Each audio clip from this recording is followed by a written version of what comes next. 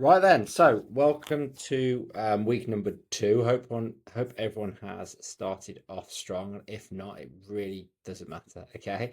Because really, it's about remember this is about kind of instilling habits that are going to last a lifetime. So week one really just to give you a bit of an understanding of kind of like what you're currently eating, really. So even if you didn't manage to kind of hit your targets, even if you don't eat breakfast, try not to worry, okay? It's just started to get you to think hopefully, and judging by the progress, a lot of you we're already seeing kind of progress, which is great.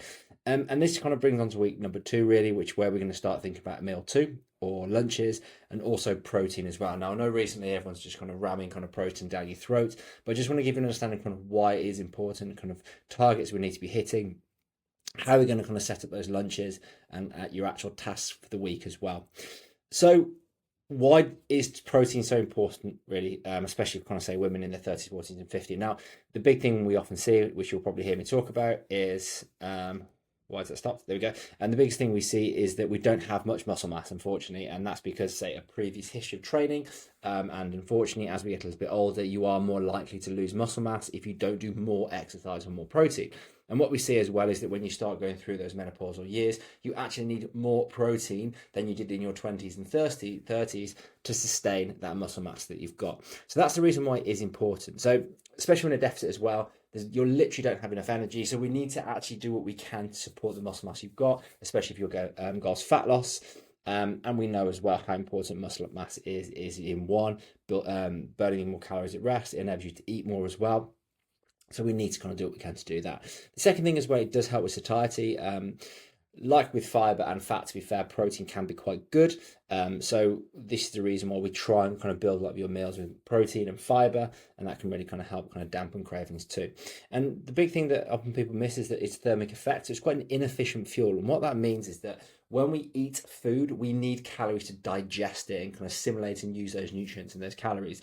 And protein has a very high thermic effect, so it requires a lot of calories to break it down. So imagine that you had 100 grams of protein, you would only actually use 70 grams of that in terms of your calories, whereas 30% of that would need to be used to break it down. Whereas when we compare it to, say, fats and carbohydrates, it's far lower. Fatty acids is barely anything. So this is the reason why we can have a bigger percentage of your calories come from protein. Your calorie deficit will actually be bigger, which is why protein comes first, well, calories comes first, then protein comes after that. So what kind of happens when it's too low? I think I might be don't stress about it. It's not the end of the world. We don't. It's when people have very severely low protein it becomes a problem. However, if we can do what we can, we want to avoid muscle loss. Okay, that's the big thing. Again, kind of a drop in muscle metabolism. These usually kind of go hand in hand. Where especially women as you get a bit older, you're losing muscle mass, RMI comes down. Even though kind of research now doesn't necessarily mean that you're going to see a drop in metabolism as you get older, it's more that you see a drop in muscle mass. Again, a higher hunger, so people who have more carbohydrates, simple sugar, less protein, tend to don't have as good, say, satiety.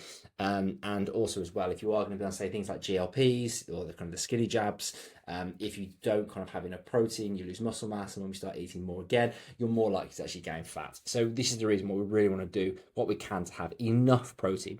So again, I've already mentioned these before, but it helps you manage the hunger, stops the muscle loss. It helps kind of long-term sustainability as well. And yeah, this is what it's about. It's about long-term habits.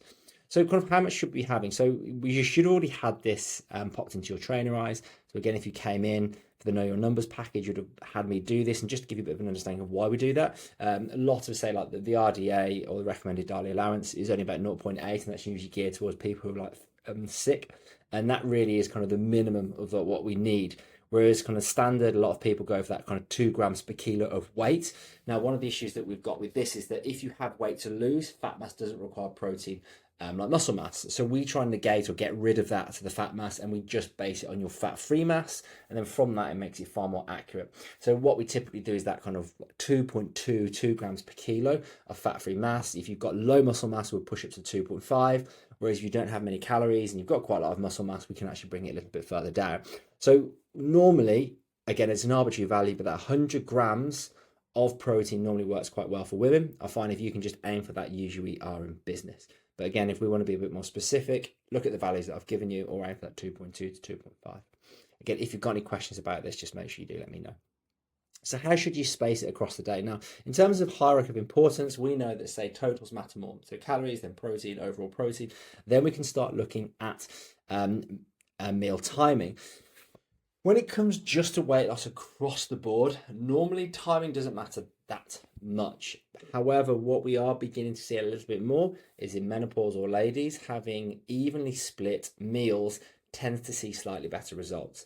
So for this, my advice is to choose that meal structure, whether it's kind of three meals and one snack, 3 meals and 2 snacks, and try and evenly distribute your protein across the day.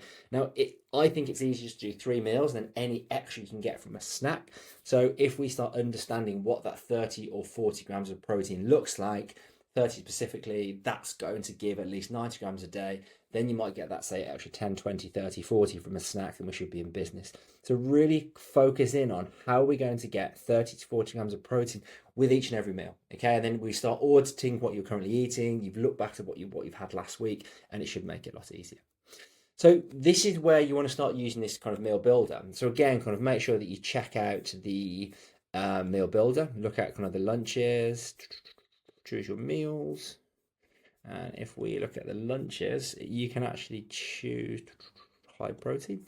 And you'll kind of see here 36, 35, 33, 30. They've all got that quite high protein. So just choose one of those with your protein. Again, you can do the same for breakfasts, and it's going to make it a little bit easier for you.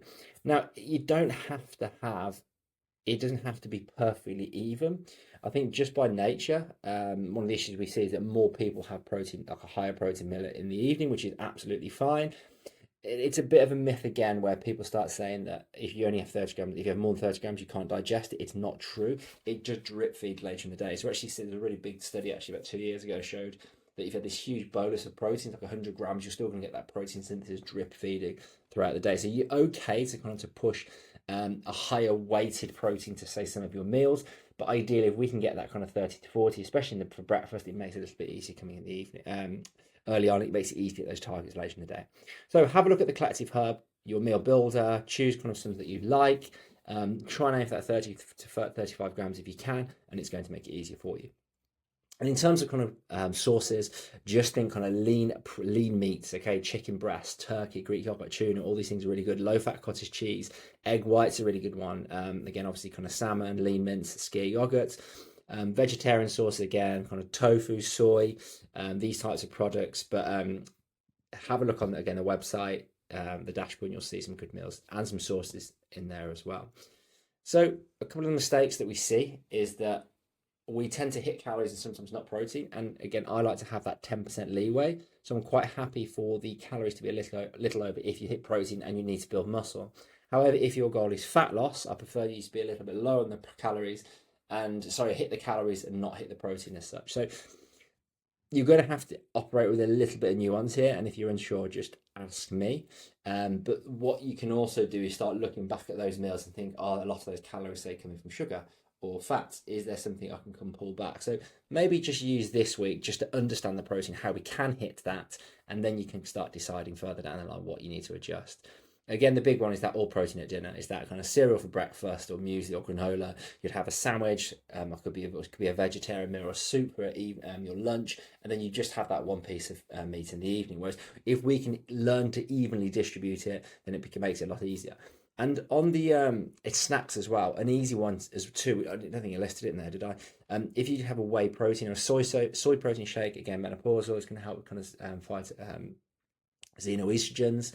And if you just have like a scoop of soy or whey, that's going to be 30 grams plus 150 grams of Greek yogurt. You've got 40 to 50 grams of protein there. So you had a couple of meals which are a little bit lower than we want. That's easily going to bring that kind of total up to what we need. So think about that as well. So in terms of kind of things that we're going to look at this week, focus on protein. Okay, that's going to be the big target for you. Also, when you start thinking about your lunch bank, kind of write those meals down, think about what you're going to do, and hopefully we can kind of build upon those breakfasts that you've done last week. It's going to make it a lot easier. And then if we start kind of pulling these habits together, now we've got our calories. Now we've got our protein, then we've got our breakfast, and now we've got our lunches as well. So kind of after that, it should become a lot easier because we can start kind of think about moving away from tracking. So I've managed to keep it within 10 minutes. Any questions, let me know. Crack on, start sharing some lunches, start sharing your protein targets, and looking forward to see these results. Well done. I don't know what I say well done then.